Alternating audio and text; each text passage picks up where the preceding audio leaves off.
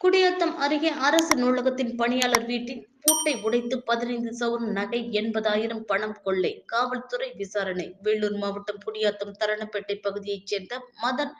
இவர் அரசு நூலகத்தில் பணியாளராக பணியாற்றி வருகின்றார். தற்போது பயிற்சிக்காக பொள்ளாச்சி ஆழியாருக்கு சென்றுள்ளார்.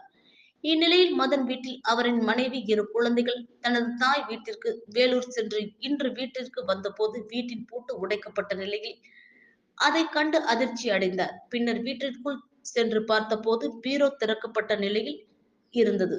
பின்னர் பீரோவில் இருந்த சுமார் 15 பவுன் நகை 80,000 பணம் கொள்ளையடிக்கப்பட்டதைத் தொடர்ந்து குடியாத்தம் நகர போலீசாருக்கு தகவல் தெரிவிக்கப்பட்டது. புகாரின் பேரில் போலீசார் கொள்ளை நடந்த இடத்தை பார்வையிட்டு விசாரணை மேற்கொண்டு வருகின்றனர். இச்சம்பவம் அப்பகுதியில் பெரும் பரபரப்பை ஏற்படுத்தியுள்ளது.